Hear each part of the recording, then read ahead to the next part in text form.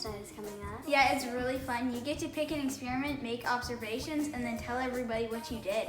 There are also exhibits from community members. Last year was so cool.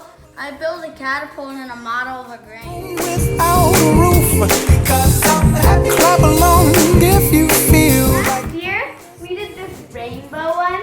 We used a prism to create a rainbow. This forklift that was Lego and electronic. Yeah, this is kind of like a catapult thingy. Oh yeah, there's this catapult and you can shoot balls with it. Well, give me all you got and don't hold it back. When is it? The science fair is on Friday, March 13th from 6 to 8 p.m. Can anyone do it? Yes, everyone, even the kindergartners. Waste your time. Here's why.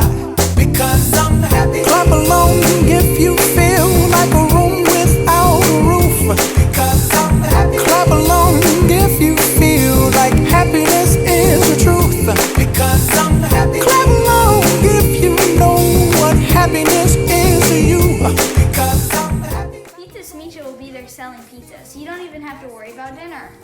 Science night, we have lots of fun. Yeah. Can't none bring me down.